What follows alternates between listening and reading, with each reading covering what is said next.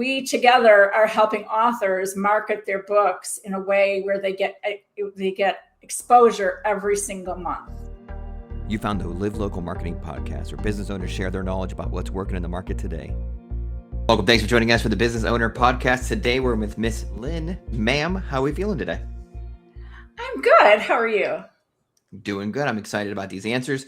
You have a very unique and fun project going on, and I'm very excited to be talking about it here today. But before we start that, can you tell the audience what your business is going to be today and how you want them to see you? Well, my business is, in general, helping people realize that they're already ahead of their time. They just hadn't thought about how they are ahead of their time. And so I use my interviewing skills to help tease that out when I work with them. And then we do some coaching over the course of a few months so that they actually have a comfortable, not only do they have the story that I can tell about them, but they can tell their own story and start behaving as if they're ahead of their time. That is awesome. The pioneer stories. These are going to be fun. Yeah. Are we ready for the questions then? Sure. You're like, sure, let's do this. All right, as we dive into these stories about pioneers and the interviews you do, who was the first customer? Who was the first interview? First interview was a woman in Australia. Oh, okay. That's cool. So I actually put out a request on LinkedIn and I said, who knows here are the features, here are the attributes of someone ahead of their time from my research. And that includes not just ahead of your time, but people who are pioneers who were also ahead of their time. And that's how we got the pioneer aspect. But I said, who do you know who's ahead of their time? And a colleague of mine put this woman, Leanne Gordon, out there. And I said, okay. And she's actually chapter 1 in the book. So that's awesome. Yeah, she really came up with the part of one of the steps of the process of being a pioneer, which is asking questions. Okay. Being frustrated with the way things are, and then starting to ask questions. And she would ask her clients, what if it could be a different way? And the conversation opened up. She really impacted a lot of change in her client organizations. What did she do? Was she like a coach, or what was she doing? She was a change consultant, and she had written her own book, which I'm sorry, Leanne, I have not read your book, but she had written her own book, and she had worked with kind of a really ahead of their time kind of mentor who really understood human relationships and the importance of speaking to each other in a really respectful way and listening. And when she went out on her own to another company, nobody talked like this. Mm-hmm. And she felt like that was something missing in the market. And that's when she said, what if I could get other companies to do this?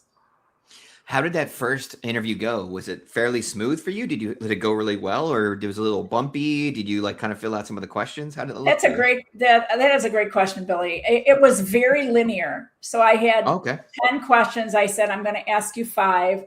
There's one that you don't have a choice about, which is how did you get here? And there's one at the end that you don't have a choice about, which is what advice do you have for others? So in between, she got to, she chose a couple of the questions that she wanted to answer. And it was very smooth and very linear, but after the first 5 times I did it, I got bored. So I changed the questions. Yeah, I'm with you. Yeah, I changed the questions. I started asking about AI and things that went wrong. And I just got a little more provocative, and that made the book much more interesting than it would have been. That's pretty cool. So as you're doing these interviews, as you're collecting these people up and putting them in the book, what are some of your goals? How do you set up a goal for a book? I knew that I wanted at least 10. Okay. Because most books, nonfiction books, are 10 chapters. And I interviewed 20 people, and 13, I just couldn't let go of 13 of them. I just said people have to hear these stories. So I divided it into 4 sections, and that helped. So 4 sections. So you themed them and you set your goal out for 10 and you ended up with 13. So how did you decide the themes for these chapters? A little help from AI, frankly. Okay. And really, I just kept thinking about the pioneer's journey. And so I talked about the frustration first and the questions that they started asking, what if, or what would it be like, or isn't there another way, and those kinds of questions. So the first 3 chapters were about how they kind of dealt with when they had those questions, what happened. Yeah. Do you have or set goals for yourself, like on the number of sales once you have the book done? Do you take yourself that route, or is it really the journey that's more important to you? A quick break before we get to that next answer, because I know that answer is going to be brilliant, which is why I chose this moment to interrupt. If you love what you're seeing and you want to run your business off of warm marketing referrals, visit our website, livelocalwarmmarketing.com. It's got valuable resources, office hours, memberships, the book, an array of resources to help you get rid of cold calls, cold leads, door knocking, and run a business you can be proud of through referrals and warm marketing. Now, back to the show. I have to say, I wish that money was my first priority when I was doing this. But getting the right stories and finishing the book were my goals. And I did that in a year. And now I'm really using the second year to market the book and monetize the book. So that's when it took me a while to figure out how I wanted to use the book. Like I just created an assessment, a pioneer assessment for people to take.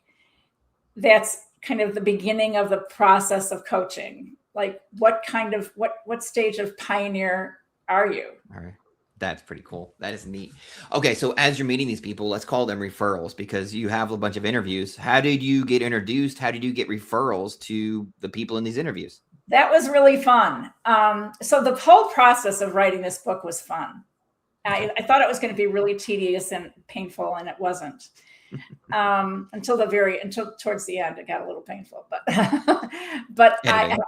that's a different conversation you and I could have on our own. Yeah. But I really wanted to make sure that the stories had some common pieces to them.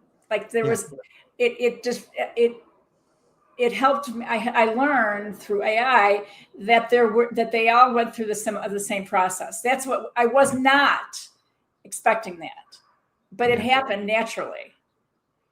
So there were 4 or 5 steps to the process that they all went through. And the thing that was most important to me, because I had worked with entrepreneurs before, and they really are so busy, they don't have time to talk to you. Mm-hmm. What I focused on was how they wanted to make a difference in the world. And so that was my priority. And I asked people, who do they know that's like that, that's wanting to make a difference in the world, not just grow a business. And most of them were referrals. 4 were on my bucket list. I wanted to interview them. They were always on my list of people to interview. And the rest were referred to me. There were some actually extraordinary people that I met in the process. So they all kind of knew each other. So who are the people on your bucket list? I'm kind of curious now. Well, Andy Crestodina was somebody, he's in Chicago. He's a very well-known digital marketer. And his journey, it just was fascinating to me. They were all different. So I just asked him, and I said, who do you know that would be somebody I could interview? And he introduced me to a woman who restarted the distillery business in Chicago. That's pretty cool. And you know what she really wanted when she was frustrated, what she really wanted? She just wanted to be closer to her mother. Oh, what would her mother have? Oh, I have to read the book. I'll have to read the book. We'll end it there because there's got to be more to that story, but I'm going to read it and find out for myself. That's awesome. So as you're doing these 13 interviews, that can't be the end of it. Like how does scaling look for you? Are you going to do another series? Are you interview more people? You're having too much fun just to end it with 13, I imagine. Yes, I'm having way too much fun. As a matter of fact, I was at a lunch today, and I noticed that when I'm starting to talk about it, they get so excited. They're like, well, what are you going to do for the next book? And I said, well, if people want me to write their stories, they can pay me to write their stories and coach them so that they can really position themselves, in 3 months as someone who's ahead of their time. I also work with Melissa G. Wilson of Networlding Publishing. She's my publisher. And we together are helping authors market their books in a way where they get exposure every single month using different kinds of things. So those are the two things that we're doing for others that will also benefit us. Then I said, okay, I purposely had the title of Ahead of Their Time and Pioneers, focusing on pioneers, because it was going to be the first in a series. So the second in the series are going to be groups who are ahead of their time, not-for-profits or community organizing groups that are ahead of their time. So I just talked to one woman today who coincidentally, there's a group that started in Garfield Park, which is like one of the hardest neighborhoods in Chicago.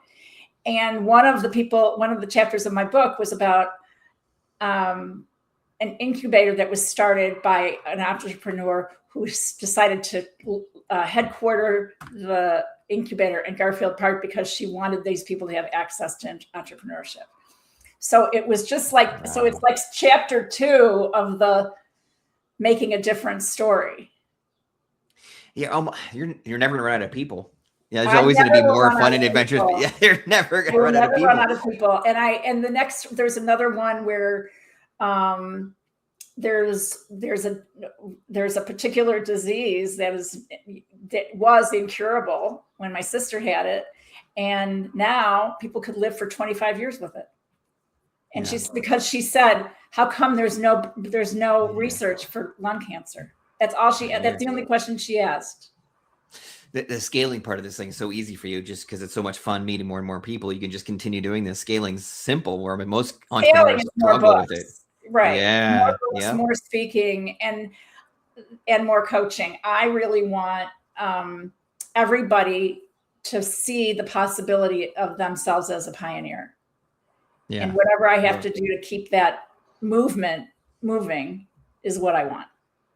Yes, and in your field, so moving on to the next one. So in your field, we have, you're really a pioneer in the pioneer space.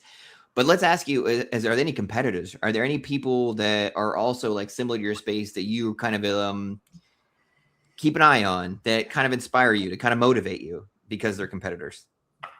I think anybody who uses research as their primary tool instead of their knowledge is an interesting competitor. So they're just people who inspire me. For example, Hannah Pryor used research to really prove her point. Got it. That's a good one. That being awkward was cool. And so a lot of these folks are also doing behavioral science and things of that nature in their literature, which probably is they're reporting on research where there's mostly workplace research, or business place research where there's a lot of metrics in the book of how they made a difference. Probably one of my favorites was the one who said, I want to retire, but I don't want to work at a food pantry because I don't know how. I don't know what I would do. And so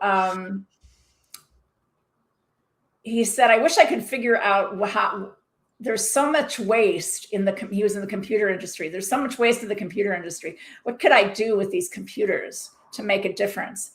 And he was literally watching television, and the governor this was during COVID. The governor just came on television and said, we're going to do a partnership in Chicago with a company out of Minnesota called PCs for People. And their job is to take computers and provide underprivileged neighborhoods and families with computers and internet access. Because if you recall, they couldn't go to school. Yes. Yes. That's huge. So he made a huge difference. And it was just because he was sitting and watching TV saying, how can I make a difference by recycling computers? That is awesome. All right. So let's see, have the people that are doing the data, they're doing some research, and in comparison to you, your unique proposition, your unique thing, what would you say that is? That is finding the people who got frustrated with what they were doing in their current job. They were successful, but not happy. And what did they notice that was missing? Yeah. And when they noticed what was missing, how did they take the journey so that they could make a difference? The human side of the competitors that you mentioned, right? It's the humanization of it, like the feelings and the emotions and the drive. Is that about right? I focused primarily on emotions. Yes. Yeah. 100%. Because they were frustrated, and then they got curious, and then they got really kind of not aggressive, but like missionary, wanted to prove that this works and then take it out to the world. Do you find that there's a certain lineage, there's the hero myth story where it starts with here and then goes here and then goes here. Are you finding that same pattern with the people you interview? You start here, end up here, go there, and it ends like this. Is it a very similar hero myth story? I think they're all heroes. Yeah, for sure. That's good. I think what's interesting is that they start with something that's really not their talent. They have extreme amounts of talent, but not enjoying what they're doing. Wow. And they say, and so they just say, I just don't want to do this anymore. And they look over to their right and they say, this looks really interesting. I think I'd like to go explore this. But then they take it a step further. Like Andy Crestodina, for example, took it a step further. He said, I want everybody to learn to be great at digital marketing. So he gave away all of his tricks. That's pretty Gave it away. And he's got a very, very successful company, but he focuses on companies that make a difference. He's prioritized companies that want to make a difference in the world. You probably go on and on and on, all these different stories, but people need to read the book. So of these stories, and as you collect them, and as you do this, and as you do second book and a third book and so forth, where do you want to be in 5 years? Where's this look like for you?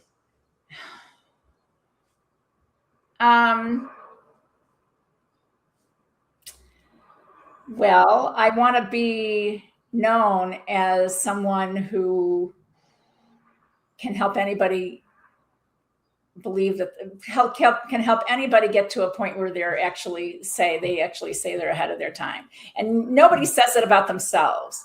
So I won't expect them to say it, but I want the people who they serve to say they're ahead of their time. We wouldn't be where we are today without the person saying, this is missing in the world. Yeah.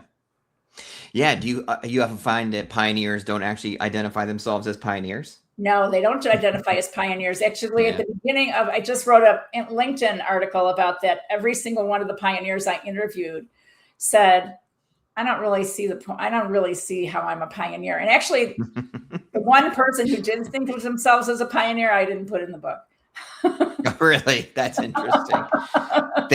They probably see themselves as somebody that's trying to solve a problem. Is that it? Isn't it like, hey, I saw a problem, I fixed a problem? Is that kind of the mentality? Yeah. If they saw a problem and fixed a problem, then who are they trying to make a difference for in the world? Like, how will they impact the change? And so everybody can show numbers for how many people they've impacted, how much has changed, what's new, what's different about the organization that would have never happened if they hadn't have been there to do this. Do you start the book by explaining and identifying what pioneer means, like a definition of? Okay, good. Yeah. that So a makes a big pioneer is difference. really someone who's, I mean, if you think about pioneers from the past, pioneers said, I think there's got to be something else. Yeah. And then they just brought a bunch of people with them and said, let's go check this out. And off they went. And off they went. Really. I mean, if you think about it, yeah.